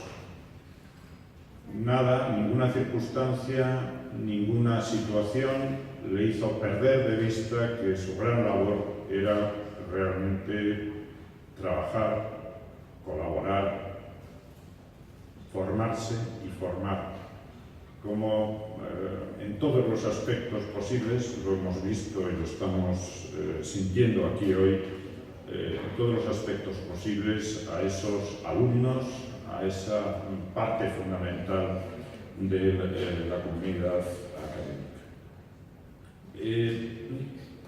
Además, esto lo hacía sin encerrarse en sus muchísimos intereses. Le hubiera dado, creo que las 24 horas del día no le hubieran dado para cubrir todos los intereses que Joaquín tenía. Y sin embargo, aceptaba siempre nuevos retos, perdía el tiempo con sus alumnos y realmente, de hecho, todos, además de esa pérdida personal y esa pérdida para la escuela, hemos sentido mucho que la pasión con la que recibió ese nuevo grado de diseño, la oportunidad, como él decía, de llenar la escuela de color y de nuevas formas y de motivos decorativos, ornamentales y de nuevos elementos de diseño, haber perdido la oportunidad de que él estuviera mucho más presente en ese grado donde desde el minuto 1 se volcó apasionadamente y donde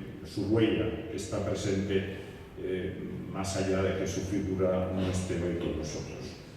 Y seguro por ello que Joaquín está disfrutando de una fiesta como la de hoy, una fiesta académica, pero en un formato no estrictamente académico, que permite un poco trasladar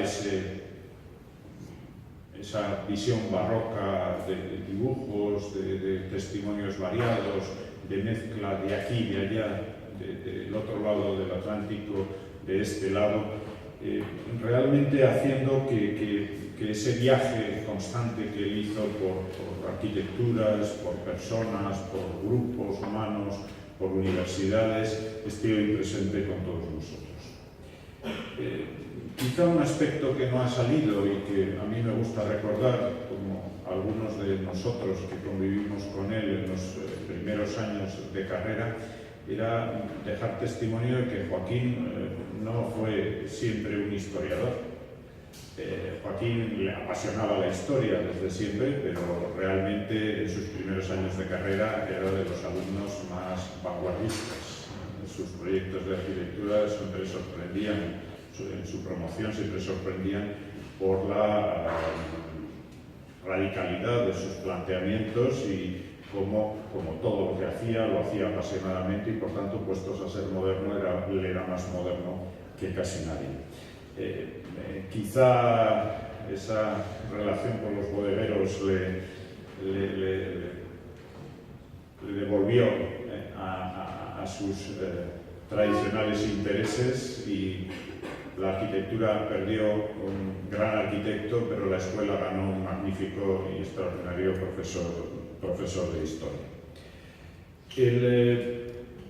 El otro gran aspecto que se ha señalado, que es el aspecto de la relación transatlántica, de la importancia que México y América tuvieron en su formación y en su difusión.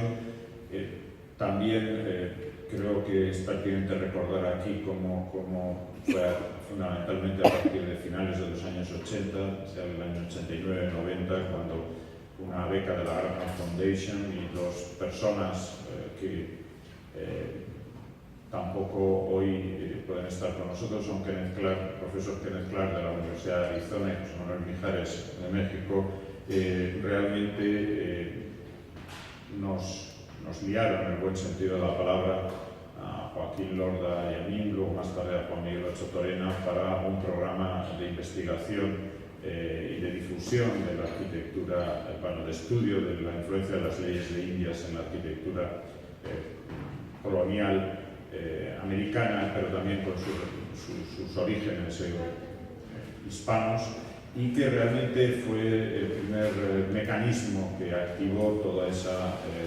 extraordinaria relación que luego Joaquín Lorda ha tenido con México.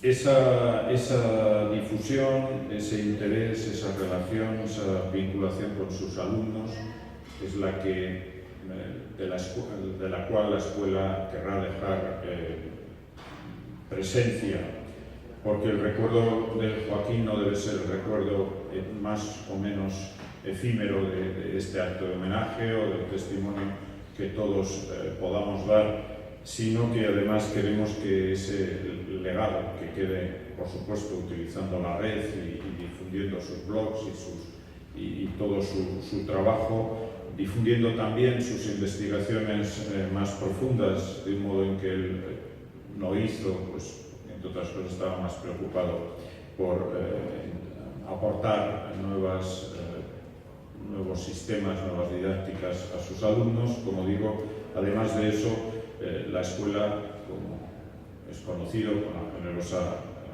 colaboración de don Juan Luis, quiere dejar testimonio de Joaquín físicamente en la escuela, con su atelier, como un recuerdo permanente de la figura de Joaquín Lorda en la escuela. Por tanto, dicho eso, y después de todos los testimonios, y para no extenderme más, la escuela solamente, a través de mi persona, quiere dar las gracias a la Universidad de Navarra, representada aquí por su vicerrector, don Pablo Sánchez Dospit, por el cariño y el apoyo a este acto de homenaje de uno de sus más queridos profesores. Gracias a la familia, representada por don Juan Luis, que ha sentido la especial vinculación de Joaquín con la escuela y con sus alumnos. Gracias a la comunidad académica, no solamente la de la escuela, representada por María Antonia y María Angélica, sino la comunidad académica transatlántica, representada por el profesor Terán Bonilla, que muestra este sincero agradecimiento a quien dedicó tanta pasión y tanta vida a tender puentes transatlánticos. Y gracias, por supuesto, a los organizadores del acto, nuevamente María Angélica y María Antonia y Eduardo con su equipo, por hacer de este acto un día especial que todos recordaremos. Gracias a los profesores que nos acompañan, a los amigos y colaboradores que nos acompañan hoy, tanto en la cercanía como en la distancia. Pero, si ustedes me lo permiten, yo diría que gracias sobre todo a sus alumnos y discípulos. Gracias a ese intangible pero visible vínculo que Joaquín ha logrado crear con tantos alumnos y discípulos que realmente construyen la dimensión más importante de la escuela. A todas estas muestras de agradecimiento, por tanto, solo quedaría decir gracias Joaquín y gracias a Dios por Joaquín.